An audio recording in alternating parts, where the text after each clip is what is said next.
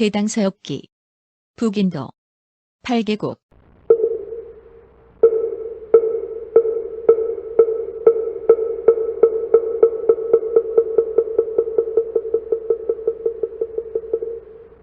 (1) 오장나국. 오장나국의 둘레는 5천여 리에 달하며 산과 계곡이 서로 이어져 있고 하천과 늪과 초원이 이어진다. 비록 씨를 뿌려 곡식을 심기는 하지만 땅이 기름지지 않다. 포도가 많이 나고 사탕수수가 적게 수확된다. 금과 쇠가 토산품이며 울금향이 자라기에 좋은 토양이다. 나무와 숲이 울창하고 꽃과 과일이 무성하다. 기후가 온화하고 비와 바람도 때를 맞춰 적당하다. 사람들의 성격은 겁약하며 풍속은 속임수를 잘 쓴다. 학업에 힘쓰기를 좋아하지만 공을 들이지 않는다. 주문을 외거나 주수를 부리는 것이 예업이 되어 있다. 대부분의 사람들은 하얀 무포를 입는데 소수의 사람들은 다른 옷차림을 한다. 언어는 다르기는 하지만 인도와 대체로 같으며 문자와 예의는 인도와 서로 관계가 있다. 이 나라는 부처님의 법을 숭앙하고 존중하며 대승을 믿고 경배한다.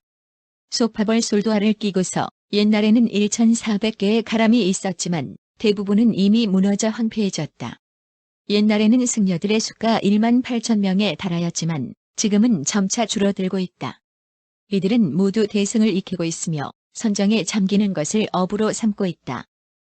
능히 글을 잘 외지만 심오한 뜻을 깊이 궁구하지는 않는다. 계행이 맑고 깨끗하며 특히 금주에 능하다. 유르이가 전하는 가르침에는 5부가 있으니 첫째는 법밀부, 둘째는 화지부, 셋째는 음광부, 넷째는 설일체 유부, 다섯째는 대중부이다. 천사는 10여 곳 있으며 이교도들이 뒤섞여 살고 있다. 견고한 성이 4~5개 있고 그 왕은 대부분 몽게리 성을 다스리고 있는데 성이 둘레는 16 내지 17리이며 아주 많은 사람들이 살고 있다. 몽게리 성의 동쪽으로 4~5리 가다 보면 솔도파가 있는데 상서로운 징조가 매우 많이 일어나고 있다. 옛날 부처님께서 인육선인이셨을 때 이곳에서 갈리왕을 위하여 자신의 신체를 잘랐던 곳이다. 몽게리 성의 동북쪽으로 250 내지 260리를 가다 보면 큰 산에 들어가게 되며 이곳에서 아파라라 용천에 이르게 된다. 이곳은 바로 소파벌 솔도하의 원천이다. 샘의 물줄기는 서남쪽으로 흘러내리는데 봄과 여름에도 얼음이 얼고 저녁 무렵이면 눈발이 날린다. 눈은 오색을 띠면서 내리고 빛은 사방으로 퍼진다. 이용은 본래 가섭파 부처님 시절에 인간으로 태어나 그 이름을 근기라고 하였다. 그는 주술에 아주 달통에 있었으므로 사악한 용을 다스리고 제어하여 폭우를 내리지 못하게 하였다. 그 나라의 사람들은 이로 인하여 여분의 식량을 비축할 수 있었으며 누구나 할 것 없이 그의 은덕에 감동하여 집집마다 한 말의 곡식을 세금으로 거두어서 그에게 바쳤다. 그런데 세월이 흐르자 세금을 제대에 내지 못하는 자가 있게 되었다. 그러자 근기는 분노를 품고서 사악한 용이 되어서 비바람을 마구 일으켜 농작물을 손상시킬 것을 발언하였다. 그리하여 목숨을 마친 후에 이 못의 용이 되었으며 샘에서 백수를 흘려보내 지리를 상하게 하였다. 이때 석가 열애께서 대비로서 세상을 다스리고 계셨는데 이 나라 사람들만이 홀로 이런 재난을 당하는 모습을 가엾게 여기셨다. 그리하여 이곳으로 집금강신을 내려보내 포악한 용을 교화시키고자 하셨다. 집금강신이 금강신절을 들어서 절벽을 내리치니 용왕이 크게 놀라 밖으로 뛰쳐나와서 귀하였다. 그리하여 부처님의 설법을 듣고서 마음이 깨끗해졌으며 믿고 깨닫게 되었다. 열애께서는 이어서 농사일을 망치지 못하도록 제지하시니 용이 말했다. 제가 먹는 것은 모두 사람들의 밭에서 거둔 것입니다. 이제 성스러운 가르침을 입었지만 장차 어떻게 먹고 살아가야 할지 두렵습니다. 그러니 원하옵건대 12년에 한 번씩은 식량을 받아둘 수 있게 하여 주십시오. 열애께서는 그의 뜻을 받아들이시고 불쌍히 여기셔서 허락하셨다. 그리하여 지금도 12년에 한 번씩은 백수의 재난을 입고 있다. 아파라라 용천에서 서남쪽으로 30여 리를 가다 보면 백수의 북쪽 기슭에 커다란 반석이 있는데 그 위에 열애께서 발로 밟으신 흔적이 있다. 사람들 각자의 복덕의 힘에 따라 그 흔적이 짧거나 길게 보인다. 이곳은 여객께서 이용을 항복시키고 나신 뒤에 떠나시면서 흔적을 남기셨던 곳이다. 후에 사람들이 그 위에 돌을 쌓아서 방을 만들었는데 사람들이 사방에서 잇따라 찾아와 꽃과 향을 공용한다. 강물을 따라서 아래로 30여 리 가다 보면 여객께서 옷을 빨았던 돌이 있는데 가사의 무늬가 마치 조각한 것처럼 지금도 또렷하다. 몽게르성의 남쪽으로 400여 리 가다 보면 헤라산에 이른다. 계곡의 물이 서쪽으로 흘러내리다가 역류하여 동쪽으로 거슬러 오른다. 온갖 이름 모를 꽃과 열매들이 산골짜기를 뒤덮고 있으며 벼랑을 장식하고 있다. 산봉우리들과 바위들이 가파르고 위험하며 계곡이 소용돌이치고 있다. 어떤 때는 이 물소리가 말다툼하는 소리처럼 들리기도 하고 어떤 때는 음악 소리가 메아리 치는 것처럼 들리기도 한다.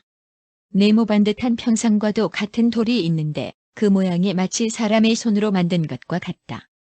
이런 돌이 서로 이어져서 벼랑의 골짜기까지 깔려 있다. 이곳은 옛날 여객께서 환성의 법을 듣기 위해 목숨을 버린 곳이다. 몽게르성의 남쪽으로 200여 리 가다 보면 큰 산 옆으로 마하볼라가람에 이른다. 여객께서 옛날에 보살행을 닦으셨을 때 그 이름을 살박달지왕이라고 하셨는데 적들을 피하여 나라를 버리고 잠행하여 이곳에 이르렀다. 그런데 굶주린 바라문들이 다가와서 구걸을 하였다. 그러나 이미 왕위를 잃은 뒤라 아무것도 베풀 것이 없었다. 결국 자신을 묶어서 적군의 왕에게 끌고 가도록 하여 포상금을 타도록 하는 보시를 베푸신 곳이다. 마하볼라가람에서 서북쪽으로 산을 내려가 30 내지 40리를 가다 보면 마유가람에 이르는데 이곳에도 솔도파가 있다. 높이는 100여 척에 달하며 그 옆에 커다랗고 네모 반듯한 돌이 있는데 그 위에 여객께서 발로 밟으신 흔적이 있다. 옛날에 부처님께서 이 돌을 밟으시고 구제의 광명을 놓으셔서 마하볼라가람을 비추셨다. 그리하여 모든 인간과 하늘에게 본생의 일을 들려주셨다. 이 솔도파의 기단 아래에 돌이 있는데 황백색을 띠고 있고 언제나 습기를 머금고 있으며 매끄럽다. 옛날 여객께서 보살행을 닦으실 때의 정법을 듣기 위하여 이곳에서 뼈를 부러뜨려서 경전을 서사한 곳이다. 마유가람에서 서쪽으로 60 내지 70리를 가다 보면 솔도파에 이르는데 이것은 무왕이 세운 것이다. 여객께서 옛날 보살행을 닦으실 때 12가왕이라 이름하셨다. 그때 불과를 구하기 위해 이곳에서 스스로의 몸을 갈라서 비둘기를 대신하여 매의 먹이가 되셨던 곳이다. 비둘기를 대신하여 목숨을 버린 곳에서 서북쪽으로 200여 리를 가다 보면 산리라 사천으로 들어가서 살부설지 승가람에 이른다. 이곳에 솔도파가 있는데 높이가 80여 척에 달한다. 여객께서 옛날에 제석이셨을 때 기어와 전염병이 유행하는 흉년을 만나셨다. 100가지 처방이 아무런 효과도 없어 길에는 죽은 자가 발길에 채일 정도로 속출하였다. 제석께서 이것을 슬퍼하고 가엾게 여겨서 구제하고자 생각하였다. 그리하여 곧 커다란 이무기로 몸을 변화시켜서 그 시체를 산과 계곡에 눕힌 뒤에 공중에서 널리 알렸다. 이 소식을 들은 사람들은 모두가 기뻐하며 서로 앞다투어 달려갔으며 그 살점을 베어먹는 대로 활력을 되찾아서 기어와 질병을 치료하게 되었다. 그 옆으로 멀지 않은 곳에 소마대 솔도파가 있다. 이곳은 여객께서 옛날에 제석이셨을 때 세상에 전염병이 돌자 모든 중생들을 가엾게 여겨서 자신의 몸을 커다란 소마뱀으로 변화시켜서 모두에게 먹인 곳으로 이것을 먹은 자들은 건강해졌으며 병고에서 벗어나지 않은 자가 없었다고 한다. 산리라 사천의 북쪽 암벽하에 솔도파가 있는데 병든 자가 와서 정성을 다해 병이 낫기를 기도하면 치유되는 사람들이 많았다. 여객께서 옛날에 공자광이셨을 때 그 무리들과 함께 이곳에 이르셨다. 찌는 듯한 더위로 목이 말라 괴로움을 당하여 물을 찾았으나 구하지 못하자 공자광이 불의로 벼랑을 주었다. 그 결과 샘이 솟아 흘렀는데 지금에는 연못이 되었다고 한다. 그 물을 마시거나 목욕을 하면 질병이 쾌유되는데 돌 위에는 지금도 공작의 발자국이 남아있다. 몽게르성의 서남쪽으로 60 내지 70리를 가면 큰 강이 있는데 동쪽에 솔도파가 있다.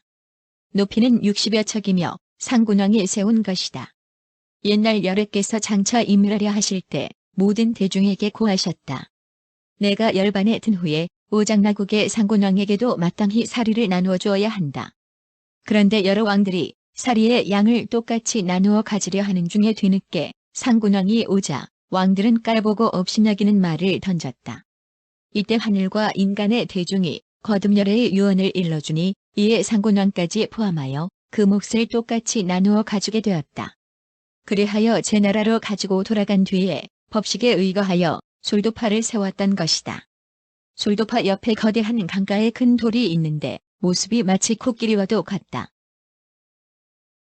옛날 상군왕이 크고 흰 코끼리에게 사리를 싣고서 돌아오는데 이곳에 도착하자 코끼리가 느닷없이 발에 무언가 걸린 듯 넘어졌다.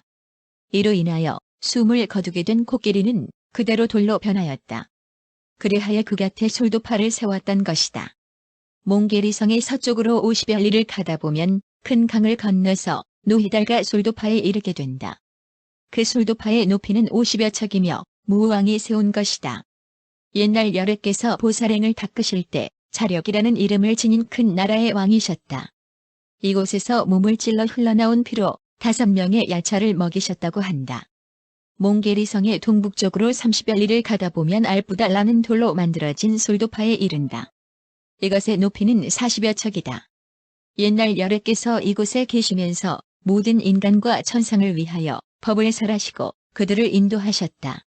열애께서 떠나신 후 땅에서 솟아나온 것이니 모든 백성들이 높이 숭앙하였으며 향과 꽃이 지금도 끊이지 않는다.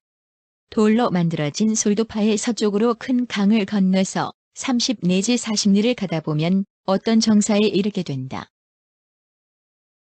그 속에는 아박노지저스벌라 보살상이 있는데 위력 있고 신령스러운 가피가 은밀하게 내려지고 있으며 신비스러운 자취가 밝게 비치고 있으므로 제가자나 출가자가 앞다투어 끊임없이 공양을 올리고 있다. 관자재 보살상의 서북쪽으로 150리를 가다 보면 남발로산에 이른다. 산봉우리에 용이 살고 있는 못이 하나 있는데 둘레가 30여 리에 달한다. 맑은 물이 못에 가득 넘치도록 차있고 깨끗한 물줄기가 거울같이 막다. 옛날 비로테가왕이 앞장서서 여러 석가족을 청벌하였을 때 4사람이 군에 저항하였다. 왕이 그들의 일가 친척을 모두 내쫓자 그들은 각각 흩어졌다. 그 가운데 석가족 한 사람이 있었는데 그는 나라의 도성을 벗어난 뒤 산을 넘고 물을 건너서 두루 돌아다니다가 피로에 지쳐서 도중에 주저앉고 말았다. 이때 기러기 한 마리가 그 앞으로 날아왔는데 길이 잘 들여진 것이었다. 그가 기러기 위에 올라타자 기러기는 날아올라서 이 연못 옆에 내려앉았다. 석가 종족인 이 사람은 허공을 타고 날아와 멀리 이국에 내려앉았으며 지리에 어두워 길도 잃었으므로 헤매다가 나무 그늘에서 잠시 잠에 빠져들었다. 마침 연못에 사는 용이 딸이 물가에서 논일다가 문득 석가족 사람을 발견했는데 용이 모습으로는 그와 마주 대할 수 없을 것을 두려워하였다. 그래서 사람으로 모습을 바꾼 뒤에 그에게 다가가 어루만지니 석가족 사람이 놀라 잠에서 깨어났다. 그리고서 인사를 하였다. 먼 여행길에 지친 사람인데 어찌하여 이렇게 다정하게 어루만지시는 것입니까? 급기야 사랑의 감정이 은근하여져서 관계를 맺게 되었다. 여자가 말하였다. 지금까지 부모님의 훈계를 공경하여 받들어 왔으며 어긴 적이 없었습니다. 비록 그대의 정을 받게 되었습니다만 아직 부모의 승낙을 얻지 못하였습니다. 그러자 석가족 사람이 말하였다. 산골이 깊고 깊은데 그대의 집은 어디에 있다는 말입니까? 여자가 말하였다. 나는 이 연못에 사는 용이 딸입니다. 그대의 종족이 뿔뿔이 흩어져서 난을 피하여 유랑한다는 소문은 들었습니다.